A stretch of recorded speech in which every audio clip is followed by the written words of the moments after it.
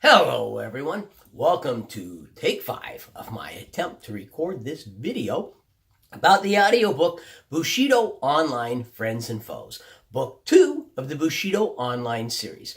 This is a lit RPG series, and this series, in my opinion, does the best job out of all of this series that I've listened to of combining the feel of a video game with the feel of real life. And what I mean by that is you get the feeling in this book that this is a real person being brought into a real game. The game feels real. The person feels real. Everything.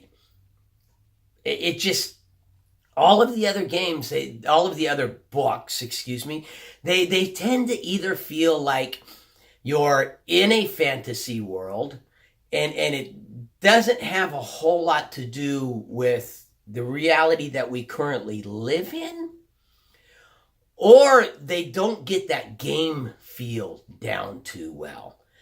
This one here really does an excellent job of combining the two worlds. Now, how does it do that? Before I explain that, I have a favor to ask.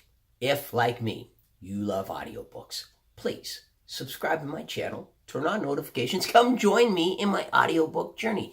Now, how do they do that? So this is the story, and I'm not going to try to pronounce the names in this book series because it's the game is set up in feudal Japan, and everyone is given a Japanese name, and quite honestly, I can't keep straight who's who in the book. The names all kind of blend together because they're not names that I'm used to.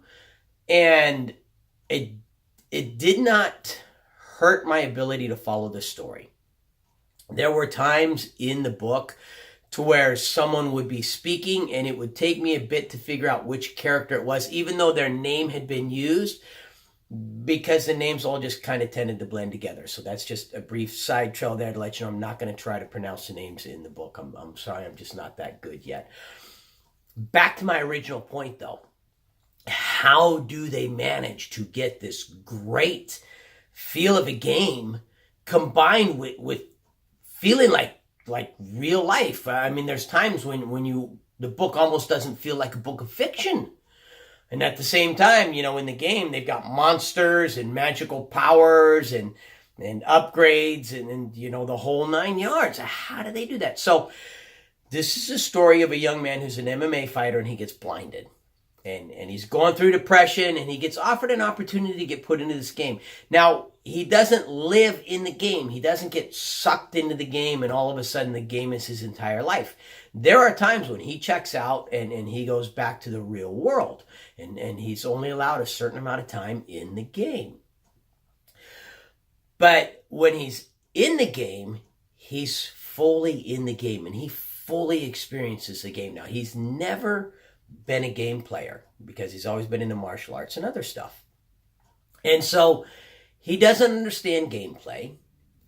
He's starting to figure it out, but there are events that happen in the game that feel so realistic to him that they actually cause real emotional trauma.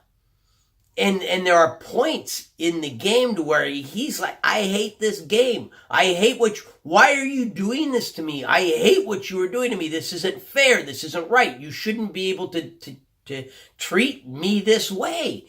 This is wrong. I don't want to go through this. I want to quit. However, if he quits, then he goes back to the real world and to being blind. When he's in the game, he has eyesight. He can see. In the real world, he's blind. So he keeps coming back and living the game when he can. And he starts to learn to like it, and he starts to learn to enjoy it. But the one thing that this book does that I haven't had any other lit RPG books do, the experiences in the book can cause him real emotional trauma. He has a mortal enemy in this game, and it's another player. And this other player goes out of its way to hunt and kill him. And the other player is several levels above him. This other player is is a high enough level that all they have to do is like punch him one time with a good punch and he's dead. But this other player likes to like hunt and kill him and make his life miserable. He has nightmares about it in the real world. And if you think about it, if you constantly experience, and when he's in the game, it's a virtual reality game. So when he's in the game, it's real to him. So if the game was made that real to where it seemed real, especially if you go from, hey, in the game I can see, and it's all feeling and seeming real to me in the game, to the real world where I can't see, and then I'm now blind when I wasn't born that way, so I'm having to deal with that trauma. And you had this mortal enemy who was constantly hunting you down and cutting you up and killing you. It caused some emotional trauma. It would cause nightmares. He has nightmares about this guy in the real world. I love that. It brought a level of realism to the book. It brought the book from the point of feeling like just pure fiction to the point of feeling like, hey, this could actually be technology and something that we could see in the future. This could be a prediction of what's coming in the future. Gameplay could reach that point with the virtual reality to where you can go in and feel like it is actually the real world that you're engaging in when you're in the game. And it kind of loses at that point that fictional feel. It could be a real thing. It's got the typical, it seems to be a very common theme in lit RPG to have a character that is not used to gameplay and doesn't understand gameplay. And so they enter the world and they don't really know what's going on with gameplay for whatever reason when they're brought into the world. That's the same thing that happens here. Now he starts to figure some things out and he's involved in some really major plays, and it makes sense that he's involved in some really major plays because there are people that figure out, hey, this guy doesn't understand gameplay, doesn't know what's going on. We can use him as a pawn in our greater gameplay. And they try to do that. And then he has to try to save the people that he finally figures out are his true friends.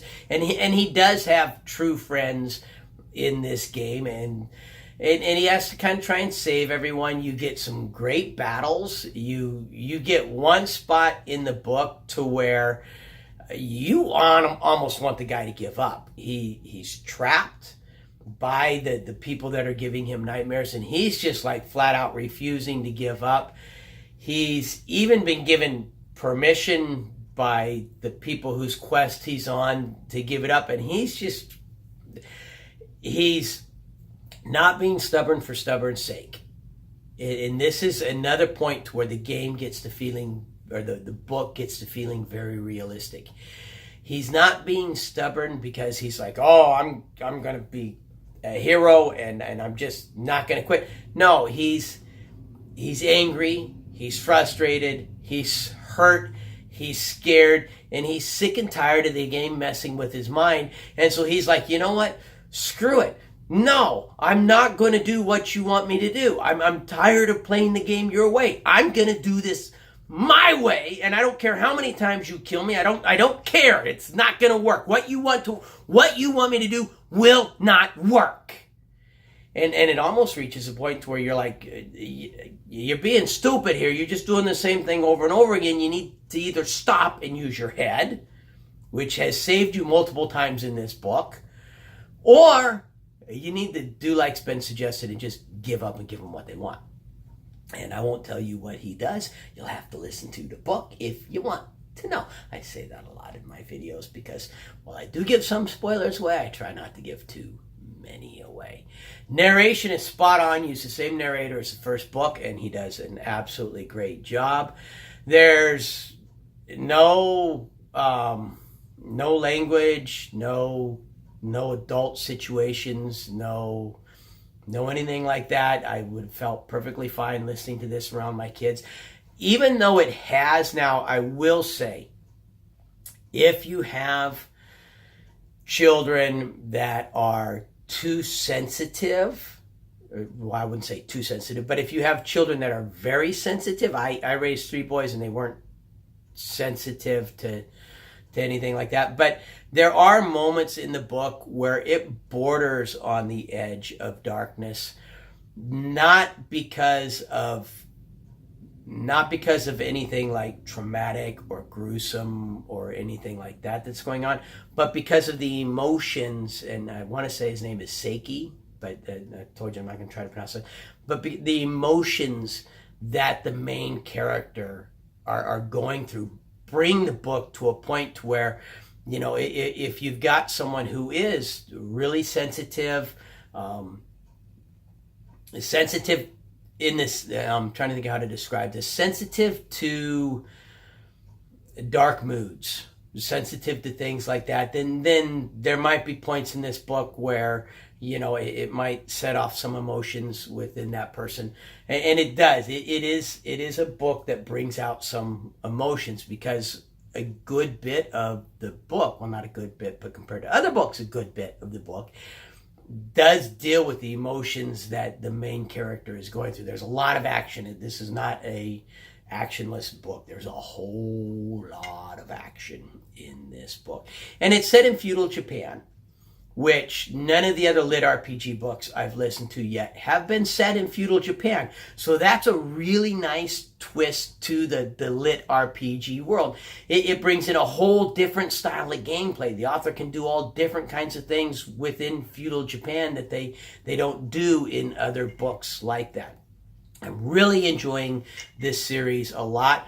Like I said, though, I'm actually going to go away from lit RPG for a book to add some variety into my channel. And it's, if you listen to audiobooks as often as I do, it's really good to find multiple genres that you like and to change it up, because you can have the genre start to feel the same.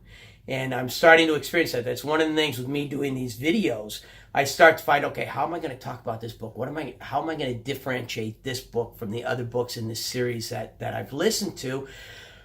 And maybe I don't necessarily need to differentiate it from the other books. I just need to talk about this book. But the problem is the last 12 books that I've listened to have all been in the same genre, and they're all starting to blend together. So I am going to be going away from lit RPG for a little bit, and then I will most definitely be circling back to it.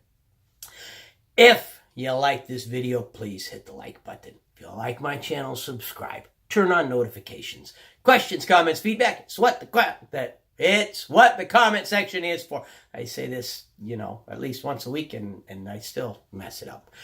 But most importantly, no matter what else you do today, make sure that today you listen to at least one really good audiobook. And I highly recommend the Bushido Online series by Nikita Thorn. Thank you.